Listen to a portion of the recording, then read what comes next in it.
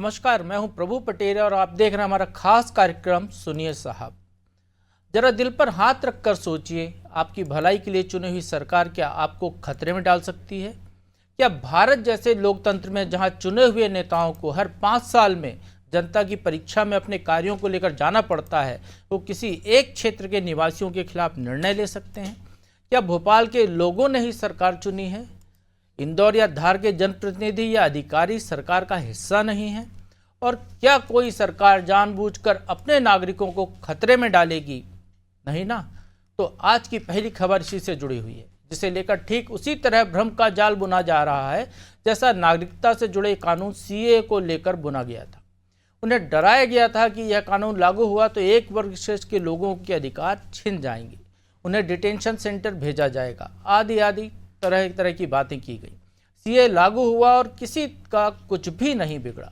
ठीक वैसा ही मामला यूनियन कार्बाइड के कचरे का है, जो कचरा 20 साल से अधिक समय तक खुले में पड़ा रहा, फिर भी लोगों के लिए वैसा हानिकारक साबित नहीं हुआ जैसी इसे केमिकल से बनी मिग गैस हुई थी।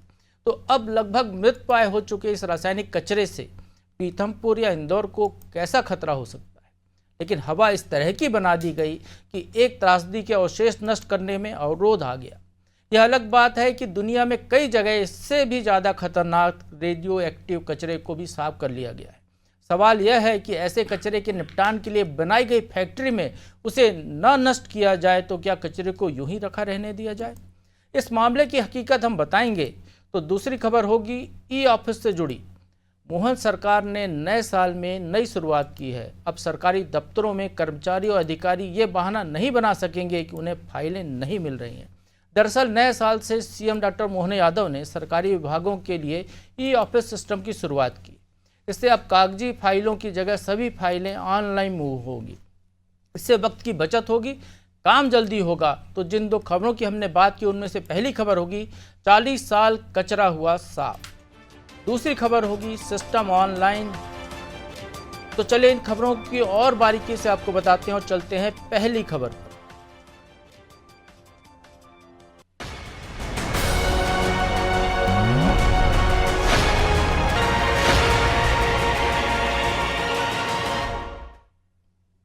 साल था 1984 का, 2-3 दिसंबर की रात थी। शायद ही भोपाल वासियों ने कभी इस घटना को भूल पाएंगे। इस काली रात में यूनियन कार्बाइड कीटनाशक फैक्ट्री से जहरीली गैस मिथाइल आइसोसाइनेट लीक हुई थी। हजारों लोगों की इससे मौत हो गई थी और हजारों लोग लंबे वक्त तक स्वास्थ्य संबंधी समस्याओं से जूझते रहे। अब साल 1984 में जिस यूनियन कार्बाइड फैक्ट्री की वजह से भोपाल गैस त्रासदी की घटना हुई थी, उस फैक्ट्री के मलबे को धार के पीथमपुर में शिफ्ट कर दिया गया है। भोपाल गैस कांड के 40 साल बाद यूनियन कार्बाइड फैक्ट्री के गोदाम में रखे 337 मीट्रिक टन जहरीले कचरे को 12 सील बंद कंटेनरों में शिफ्ट किया गया। हालांकि अब इसका विरोध भी हो रहा है और सियासत भी। आज आपको इस जहरीले कचरे की शिफ्टिंग की जरूरत क्यों पड़ी ये समझाएंगे, साथ ही उस पर होने वाले खर्च समेत अन्य पहलुओं को भी सामने रखेंगे। तो चलिए इसको और विस्तार से समझते हैं।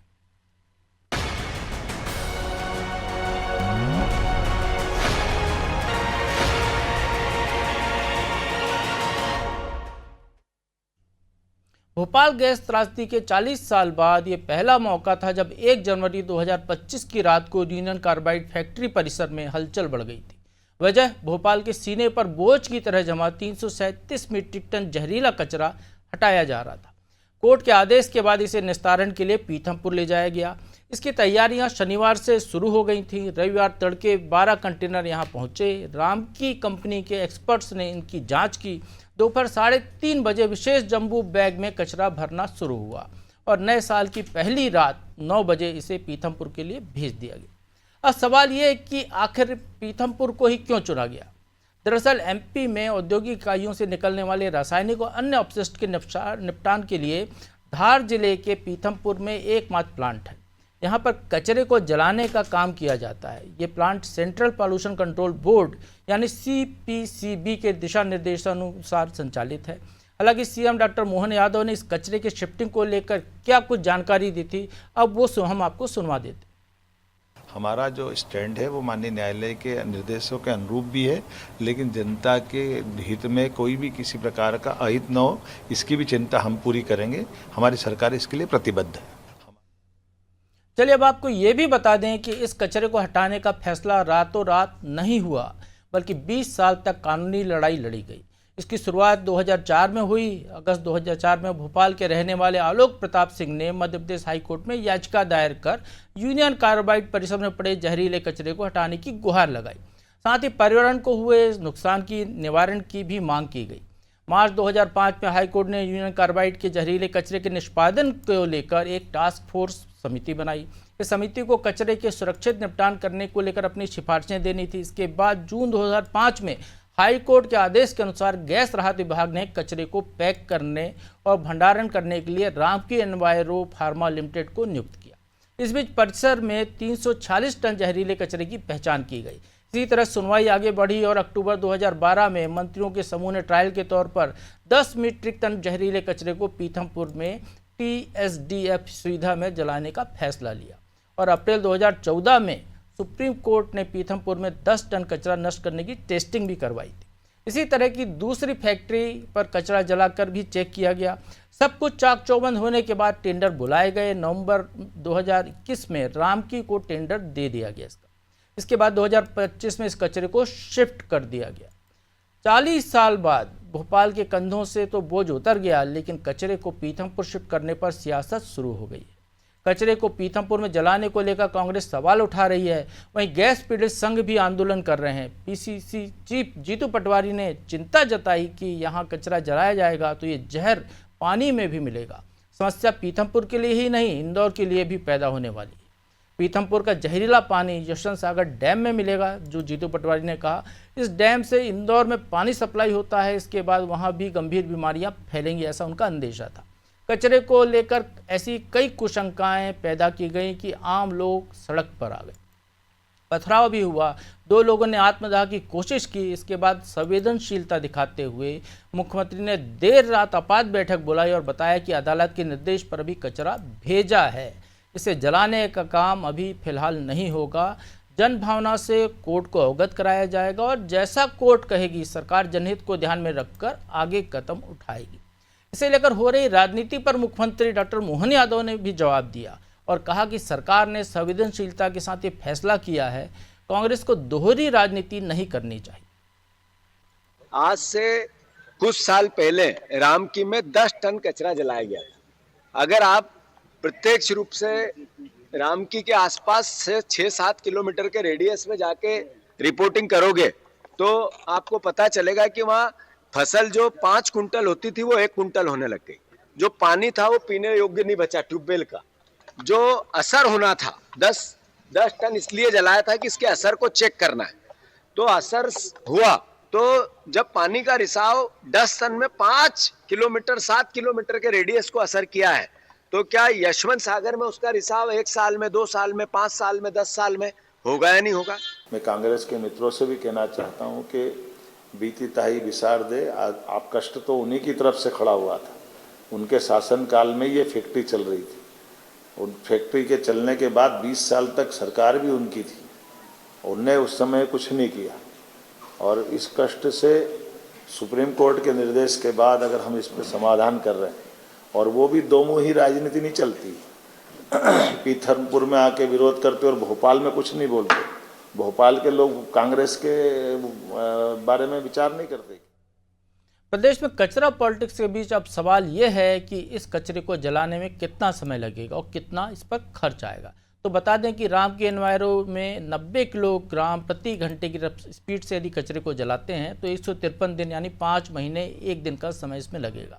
अगर 270 किलोग्राम प्रति घंटे की स्पीड से इसको नष्ट किया जाता है तो इसे खत्म करने में 51 दिन का वक्त लगेगा। वहीं सिर्फ 1 किलो कचरे को जलाने के लिए 3,740 रुपये प्रति किलो का खर्च आएगा। 337 टन के इस कचरे को जलाने के लिए केंद्र सरकार ने प्रदेश सरकार को 126 करोड़ रुपए दिए हैं। 9 साल पहले यानी साल 2015 में इस कचरे को जलाने की टेस्टिंग भी यहाँ पर हो चुकी है। सवाल ये भी कि क्या कचरे को जलाने से निकला कचरा यानी राख भी नुकसानदेह होगी? तो सरकार ने तय मानकों के आधार पर उसके भी प्रबंध किए हैं। पहले तो कचरे की pH वैल्यू को उतनी ही मात्रा में चूना मिलाकर नॉर्मल किया जाएगा। जलाने के पहले का ये जो प्रोसेस होगा उसका प्रोसीजर। हैवी मेटल्स को काबू करने के लिए सोडियम सल्फाइड मिलाया जाएगा इसमें। गंध पर कंट्रोल करने के लिए इसमें एक्टिवेट कार्बन मिलाया जाएगा। इसके बाद कचरे को लिक्विड मल्टी इफेक्ट इवोपरेटर में ले जाया जाएगा। फिर कचरे को 800 से 1000 डिग्री के तापमान पर जलाया जाएगा और धूल नियंत्रण के उपाय भी इस दौरान किए जाएंगे।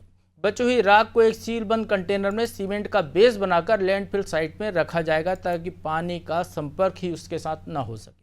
यह सारा काम तमाम पैरामीटर्स के हिसाब से CPCB और MPPCB के वैज्ञानिकों की देखरेख में होगा। तो यह हमने जो है यूनियन कार्बाइड के कचरे का पूरा जो है भोपाल से लेकर पीथमपुर तक जाना, उसको जलाने की क्या प्रक्रिया होगी, वो सारी चीज़ें बताएं। अब आइए इस पर और समझने की कोशिश करते हैं हमारे सहयोगी मनोज वर्मा जी से।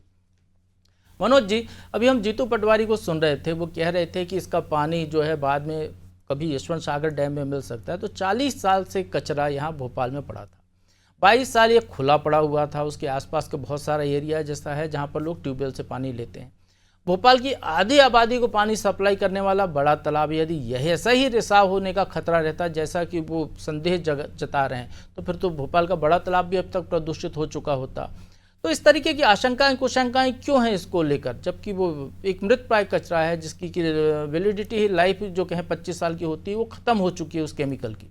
बिल्कुल प्रभु जी, क्योंकि जो आपने जिक्र किया उसमें एक और चीज़ है कि जहाँ पर ये कचरा था उससे उसी परिसर में लगभग 2,500-3 हज़ार पेड़ उस कचरे के बाद उगे हैं। इसका मतलब है ना कि अगर ये जहरीली जमीन होती, बंजर होती अगर इससे, इस केमिकल से अब की स्थितियों में, तो ये पेड़ मुझे लगता है कि वहाँ होते नहीं। तमाम सारी बाउंड्री वाल टूटी है, तमाम सारे मवेशी वहाँ जाते हैं, बच्चे वहाँ खेलते रहते हैं, आपने कई बार देखा है। वहाँ का जो पानी बहकर आगे एक नाले में जाता, पात्रा नाले, और वो नाला जाकर बेतवा नदी में मिलता है। अगर ऐसा होता तो बेतवा नदी पूरी प्रदूषित हो गई होती इस केमिकल का पानी कई शहरों में सप्लाई होता है। बिल्कुल, तो इस केमिकल से, और अब तो केन बेतवा लिंक भी हो रहा है जी।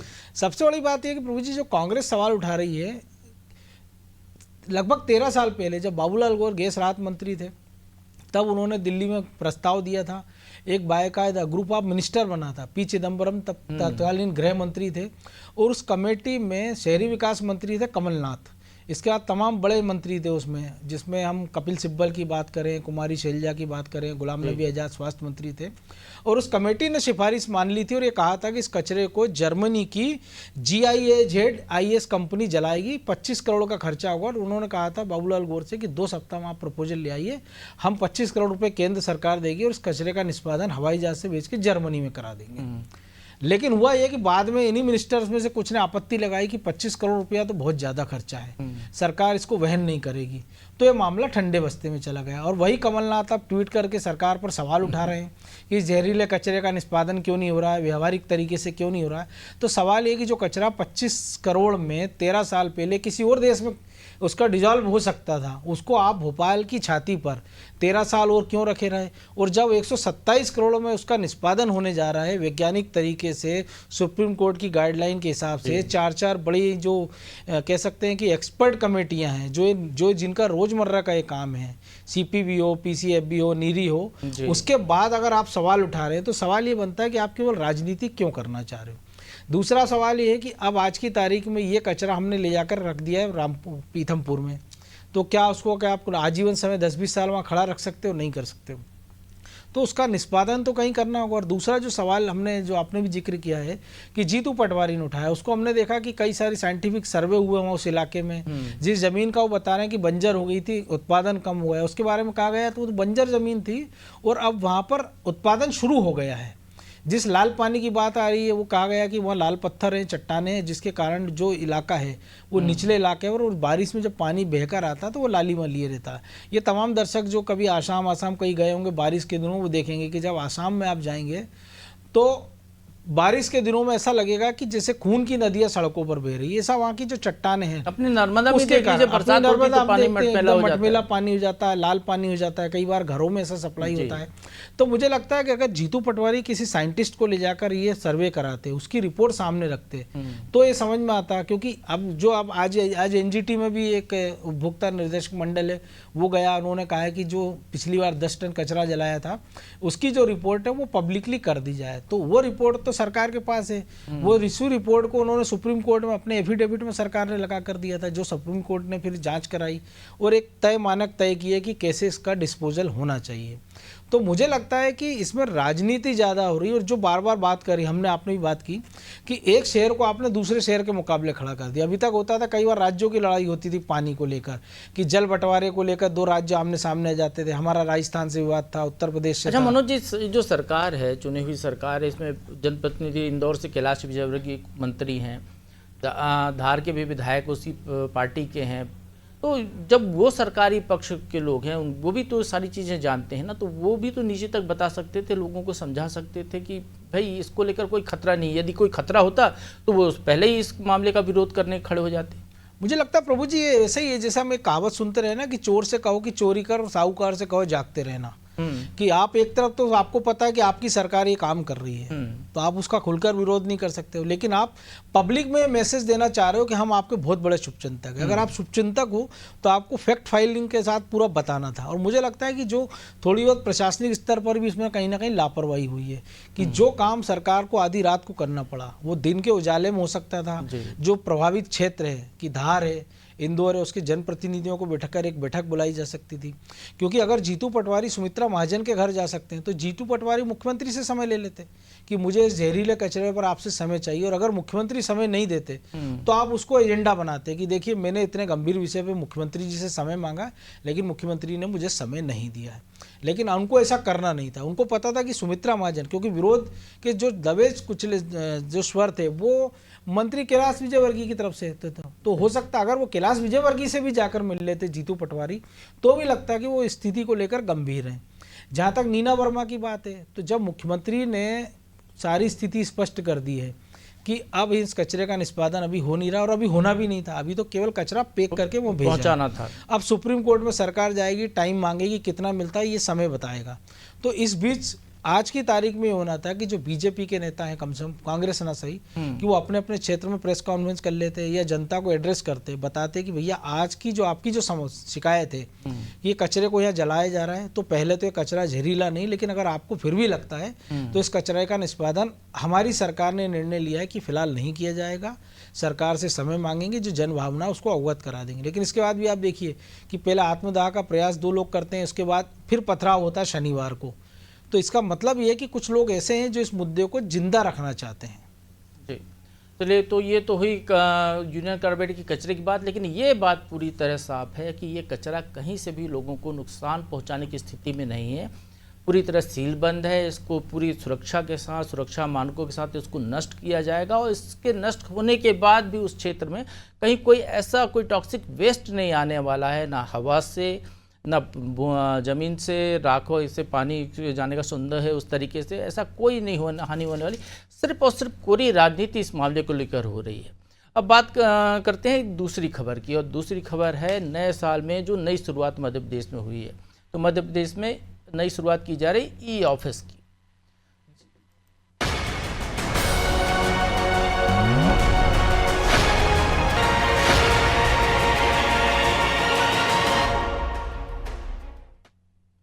तो प्रदेश का जो सबसे प्रमुख प्रशासनिक भवन यानी वल्लभ भवन, जहाँ से पूरी सरकार चलती है, वहाँ के अधिकारी और बाबू जो अभी तक जो फाइल न मिलने का रोना रोते थे, इस तरीके की शिकायतें होती, उसको दूर करने के लिए अब ई-ऑफिस वहाँ पर लागू किया गया है। साल 2025 से वल्लभ भवन में फाइलिंग की नई व्यवस्था शुरू हो गई है, यानी अब एक क्लिक पर फाइल मिल जाएगी। 1 जनवरी 2025 से वल्लभ भवन के 39 विभागों में ई-ऑफिस प्रणाली शुरू कर दी गई। इस प्रणाली के तहत तमाम सरकारी फाइलें कंप्यूटर पर दौड़ेंगी। मुख्य सचिव अनुराग जैन ने सभी विभागों को इसका उपयोग शुरू करने के निर्देश भी दिए हैं।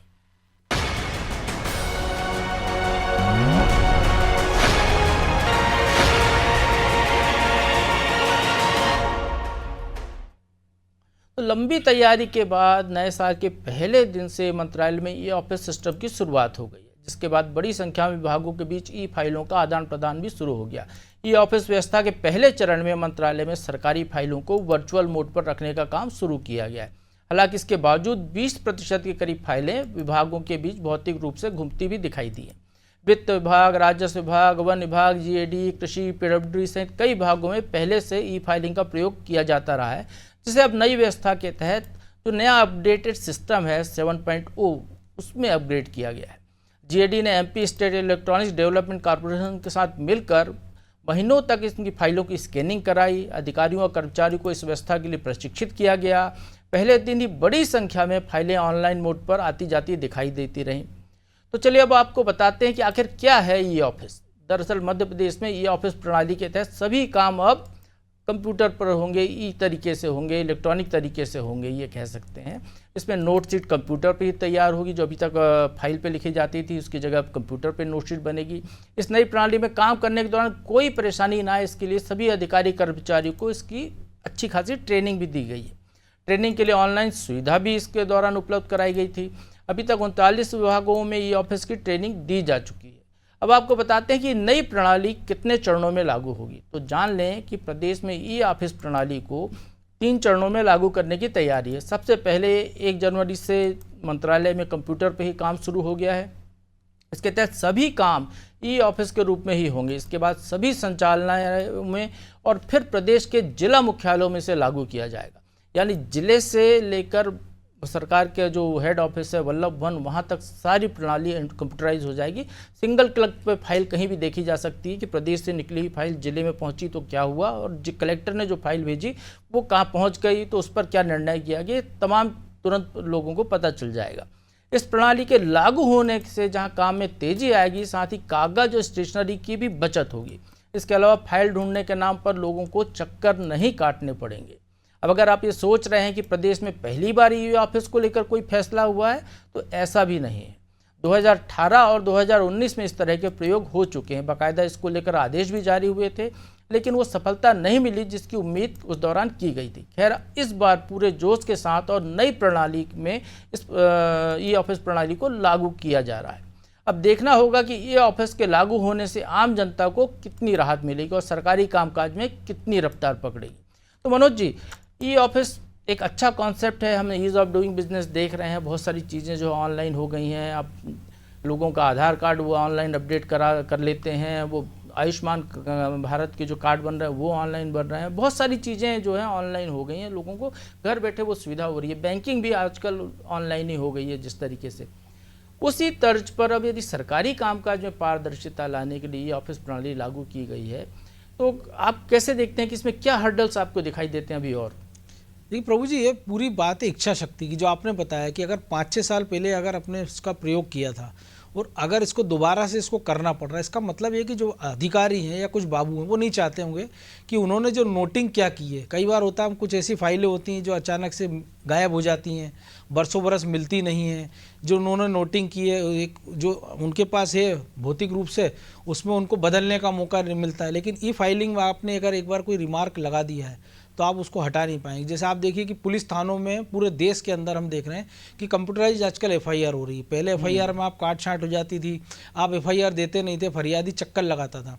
अब जब से कंप्यूटराइज फाइल, अब से एफआईआर होने लगी है। जो आपने छोटा उदाहरण दिया, क्योंकि बड़े आईएएस जो अधिकारी हैं उनमें से कई नहीं चाहते थे, तो वो तो खुद कई सारी डिग्री धारी है, उनमें से कोई इंजीनियर है, एमटेक है, बीटेक है, लेकिन वो ये चाहते हैं कि उनका काम कोई और कर दे। वो केवल टिप लिखने की बजाय केवल साइन कर दें। तो मुझे लगता है एक जो प्रवृत्ति है ये जब तक नहीं बदलेगी, क्योंकि आप जब देखिए कि डिजिटल पेमेंट की जब शुरुआत हुई थी तो कहा गया था कि पढ़े लिखे लोग कैसे करेंगे। आप देखिए एक पंचर वाला उसका इस्तेमाल कर रहा है, एक सब्जी वाला उसका इस्तेमाल कर रहा है, कटिंग वाला उसका इस्तेमाल कर रहा है। जो आपने टेक्नोलॉजी की बात की, आप देखिए गैस सिलेंडर के लिए पहले महीनों इंतजार करते थे। आज की तारीख में आप कहीं, अभी हम यहाँ बैठे बैठे 1 सेकंड के अंदर हम गैस सिलेंडर बुक कर सकते हैं। तो एक सिंगल क्लिक पे जो काम हो सकता है, जब देश का प्रधानमंत्री, प्रदेश का मुख्यमंत्री एक सिंगल क्लिक पर लाडली बहनों के खाते में 1,500 करोड़ रुपए डाल सकता है। एक सिंगल क्लिक से वो डीबीटी की राशि डाल सकता है कि गैस सिलेंडर की आपकी जो सब्सिडी है वो इतने रुपए की आपके खाते में चली गई है, किसान सम्मान निधि चली गई है। तो एक क्लिक से वो अधिकारी उस फाइल को आगे मूव क्यों नहीं कर सकता? ये सबसे बड़ा सवाल है। मनोज जी, लेकिन जैसे हमने बताया 2018 में इसको शुरू किया गया था, कुछ हर्डल्स आए, कुछ फाइलें अपडेट नहीं हो पाई होंगी, जो भी रहा हो। 2019 में फिर प्रयोग हुआ, उसमें कमलनाथ की सरकार थी। उसके बाद मामला ठंडे बस्ते में चला गया। एक उदाहरण यहाँ पर और सामने आता है। नरेंद्र मोदी जब प्रधानमंत्री बने तो जो लंबे प्रोजेक्ट, जो बड़े प्रोजेक्ट जो सालों से लंबित पड़े हुए थे, उनको लेकर वो खुद चीफ सेक्रेटरीज के साथ जो है सब महीने में एक बार वो बैठक करते थे। डैशबोर्ड उन्होंने बनाया हुआ, एक डैशबोर्ड बनाकर वो जो वर्चुअली बैठक करते थे, वो प्रोजेक्ट्स में गति आ गई। तो शायद यही वो प्रेरणा है जो अनुराग जैन दिल्ली से आए हैं। वहाँ पर सेंट्रल गवर्नमेंट का पूरा कामकाज आजकल इलेक्ट्रॉनिक माध्यम से ही हो रहा है। तो वही प्रक्रिया नीचे तक अपनाकर और पारदर्शिता के साथ तेजी से काम होना, जनता को डिलीवरी तेजी से देना, वो उद्देश्य यहाँ पर होता हुआ दिखाई दे रहा है।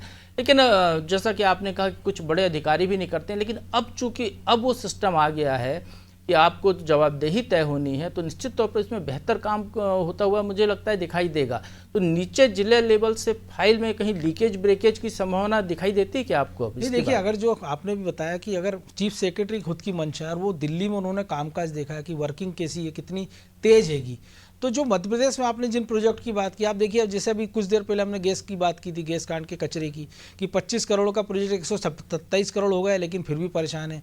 कई सारे ऐसे प्रोजेक्ट है, तो डे टू डे अगर मॉनिटरिंग होगी, एक डैशबोर्ड वो बन जाए, सिंगल क्लिक की जो हमने बात की, और जो ई ऑफिस की बात हो रही, क्योंकि नीचे तक आप देखिए, आप जब वीसी कर रहे हैं, तमाम सारी चीज़ें कर रहे हैं, तो वो टेक्नोलॉजी से हो रही, एआई का ज़माने में हम पहुँच गए हैं।